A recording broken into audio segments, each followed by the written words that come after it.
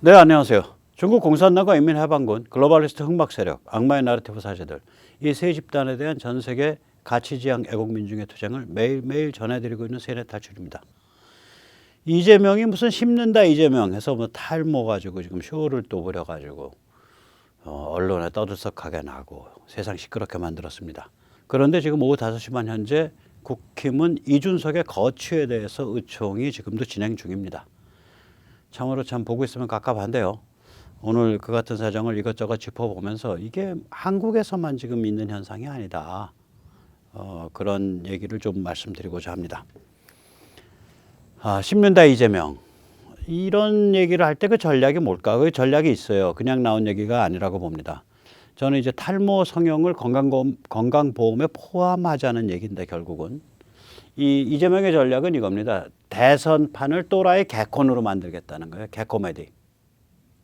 대장동이 어때서? 어차피 다 썩은 세상 아니야? 재밌으면 되잖아. 이걸로 만들겠다는 거예요. 그래서 국민들에게 병리적 환멸을 부추기고 이용하는 방식을 만들겠다. 그러면 이제 그렇게 되면 국민들은 제가 가끔 말씀드리지만 어떤 사고방식을 하게 되냐면 이런 사람들이 꽤 많이 증가할 수 있어요. 횟가닥한 자를 대통령으로 뽑으면 문재인한테도 칼빵 한번 놓을 거 아니야? 이재명이 횟가닥한 것 같아. 근데 무슨 문제 있겠어? 세상 다 그러고 가는 거지. 이런 이 병리적 환멸, 병리적인 냉소 그런 것을 바탕에 깐 극단적인 냉소 이런 걸 바탕에 깐 개코메디. 이게 근데 어디서 본 기시감이 있죠? 이게 누구 레시피죠? 김어준의 레시피입니다. 이게. 김어준이 극단적 냉소와 극단적 좌파, 극단적 친북 친중 이 레시피거든요. 김어준이.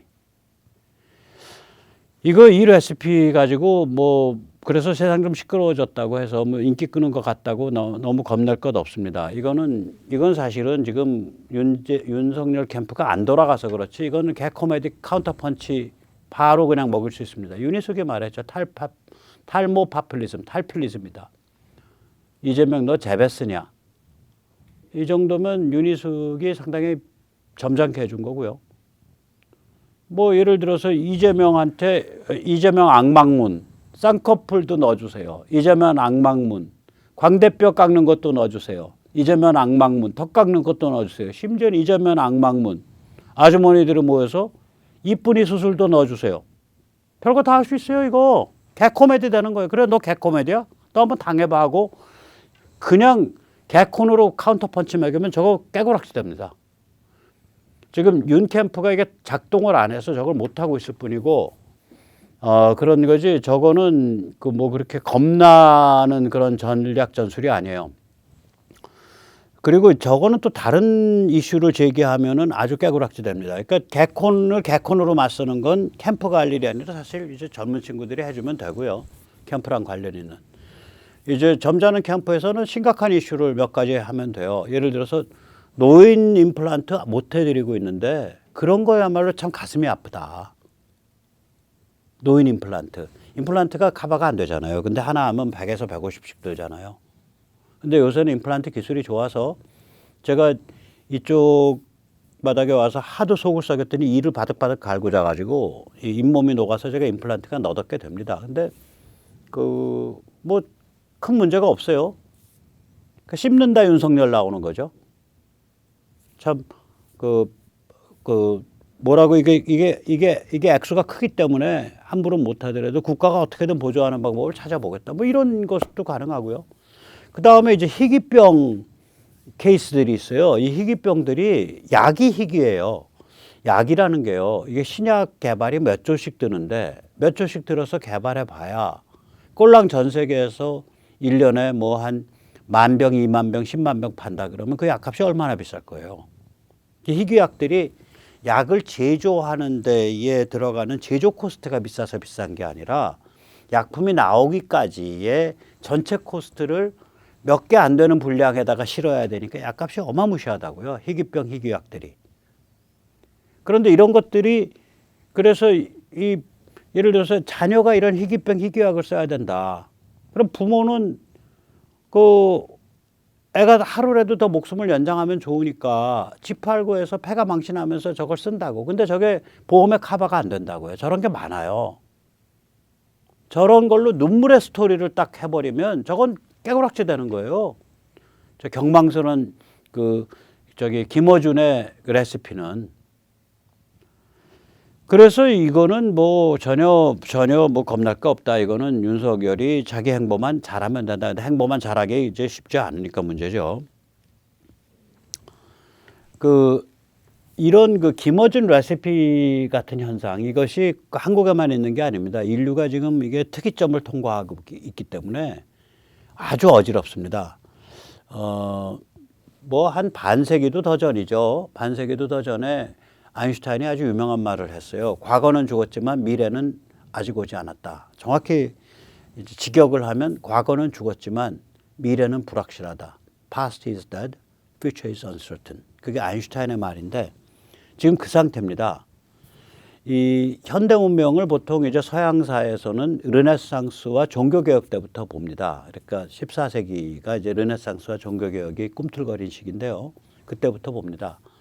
이게 이제 르네상스와 종교개혁이 양쪽 극에 있는 것 같아도 극에 있지 않다고 저는 생각합니다. 이게 이제 어떻게 얘기를 하냐면 보통은 르네상스의 반대는 종교개혁이 아니라 서양 철학사에서는 제수이트로 봅니다. 르네상스의 반대를 제수이트, 종교개혁 프로테스탄티즘으로 보는 게 아니라. 그래서 실제로 보면 프로테스탄티즘 국가들에서 오히려 르네상스 정신에 따른 인문과 과학이 극도로 발달을 하죠. 대표적인 케이스가 영국이죠. 영국이 가장 모범적인 프로테스탄트 국가인데 국교로서도 프로테스탄트고 또 비국교, 그걸 이제 영어로 non-conformist라고 부릅니다. 순응하지 않은 자들, 비국교 프로테스탄트들이 있죠. 그래서 영국에서 장로교도 발달했고 또 영국에서 감리교도 발달했고, 그러니까 국교로서의 프로테스탄트, 회중교회로서의 프로테스탄트, 그 다음에 감리교란 독특한 조직 원리로서의 프로테스탄트, 이 세 개가 다 영국서 발달했어요. 그런데 거기가 동시에 영국이 유럽 최강의 계몽주의거든요. 영국 스코틀랜드 계몽주의가 프랑스 계몽주의보다 월등합니다.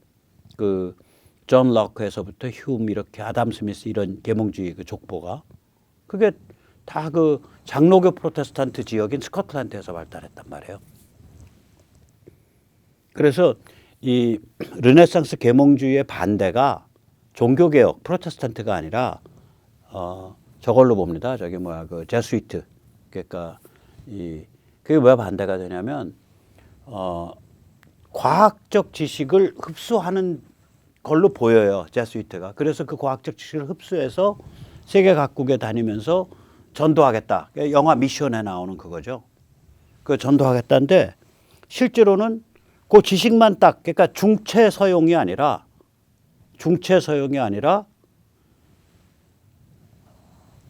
황체 서용입니다. 황체 과용입니다. 교황 체제를 본질로 하고 껍데기로 과학을 갖고 온다. 그게 이제 제수이트의 기본 철학이거든요. 이건 꼭 제수이트를 제가 뭐 비판해서가 아니에요. 그러니까 교황을 받드는 정신을 그 충성심을 유지하고 황체죠. 그러니까 페이피즘이라 그러죠. 교황을 받들자. 그걸 본질로 유지하고 과학을 껍데기로 갖고 온다. 이런 거기 때문에 과학이나 인문을 깊숙하게 실존적 개인의 진실 존중 레벨까지 내려가야 된다라는 르네상스 계몽주의하고 정면 충돌하는 거예요, 이게. 르네상스 계몽주의 입장에서는 도둑 맞는 거라고요. 자기들의 성과물을. 어쨌거나 저런 데서부터 또 프로테스탄티즘은 개인 실존의 신앙 존중이죠.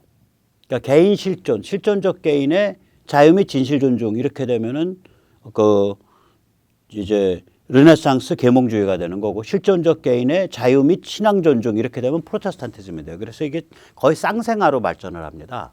유럽 지성사 혹은 유럽 종교사를 보면. 자, 저기서부터 시작을 했는데 이게 이제 18세기 중엽에 영국에서 시작된 산업혁명, 그리고 19세기 이짝 저쪽에서 미국에서 시작된 그러니까 1800년 이짝 저짝이죠. 미국이 이제 1776년이니까 독립 선언이, 그 다음에 프랑스가 17899, 그 1800년 이 짝 저 짝에서 유럽에서 번진 시민혁명, 그로부터 200년이 진행을 한 거예요. 쭉.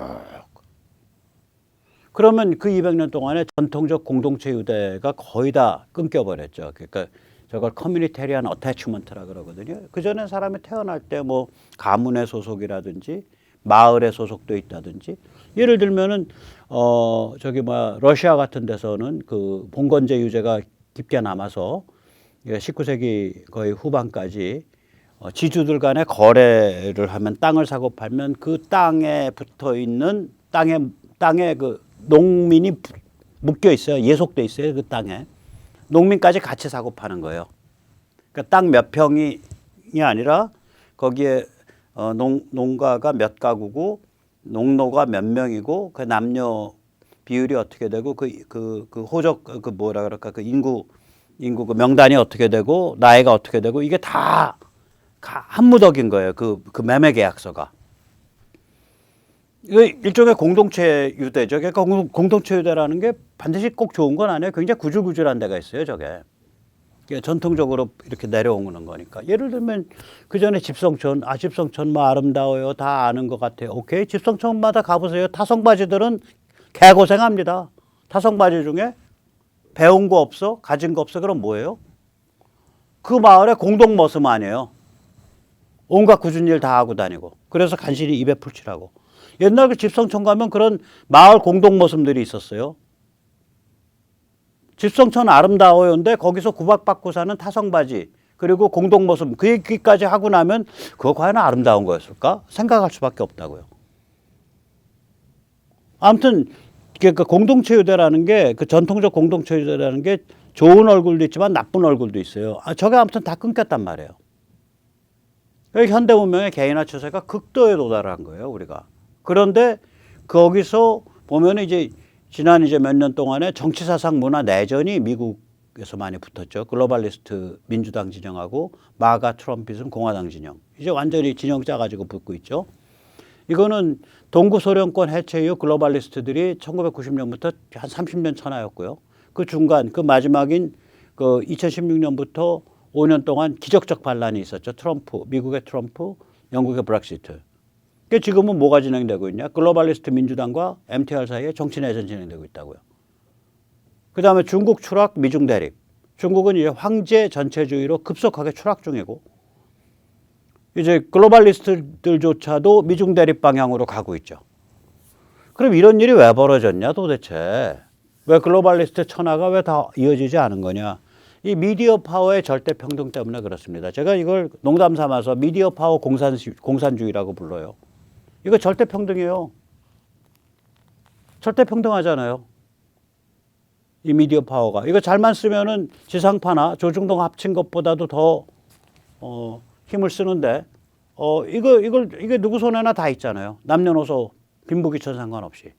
여기에 도달한 거예요. 인류가 이런 적이 없어요. 인류의 본질이 상징과 소통이라면, 인류의 본질이 그 정신 능력, 그 상징과 소통에 있다면, 그 상징과 소통의 핵심 도구인 미디어 파워에 있어서 인류가 본질적인 절대적으로 평등한 상태에 도달했다. 이게 무슨 일을 벌어일으킬지 앞으로 아무도 몰라요. 무슨 일이 일어날지 아무도 모르는 상태, 그걸 특이점이라고 부릅니다. 싱글레리티. 굉장히 유동적인 상황인 거예요. 그러니까 우리가 이거를 지금 상태를 과거는 죽었지만 미래는 아직 오지 않았다. 이렇게 유동적인 상태가 되니까 뭐 말하자면 차베스 같은 인간이 베네수엘라 같은 나라를 말아먹었고, 또 한국에서 이재명이라고, 이게 말도 안 되는 후보인데 이런 대선 후보는 본 적이 없잖아요. 대통령 선거를 개코미디로 만들어서 이기겠다는 전략을 가진 대통령 선거는 본 적이 없어요. 문재인만 해도 안 그랬죠. 근사한 분홍빛 그림을 그려놓고 결과는 평등할 것이며 과정은 뭐 공정할 것이며 기회는 균등할 것입니다. 뭐 이런 멋있는 그 워딩을 가지고 대선을 치렀는데, 이건 그게 아니라 저 박근혜 대통령 존경해요 했다가 나 농담도 못하냐? 이건 완전 코미디안이 나온. 그러니까 저는 이 이재명을 보면, 이재명은 김어준과 허경영의 혼혈, 그러니까 김어준과 허경영을 섞어놓은 것, 김어준과 허경영의 짬뽕 버전으로 보여요. 대선을 코미디로 만드는 거지. 코미디로 만들어서 이기겠다는 거예요. 그래서 허경영의 최대의 지금 그 스타일상의 경쟁 상대가 제가 보기엔 이재명입니다. 사회가 난잡하니까 그렇게 해도 이길 수 있다라고, 그렇게 해야 이길 수 있다라 이런 착각들이 드는 거예요. 그런데 한국에는 그거보다 훨씬 더 클래식한 데가 있어요. 훨씬 더 고전적인 데가 있어요. 왜냐하면 여기는 땀 흘려서 먹고 살았으니까. 땀 흘려서 번영했기 때문에. 그러나 그건 한국의 어떤 굉장히 그 특이한 특질이고요. 전체적으로 보면 특히 미국 같은 데 보면 지금 난잡하기가 이루 말할 수가 없습니다. 제가 미국이 얼마나 난잡한지 잠깐 설명을 드리겠습니다.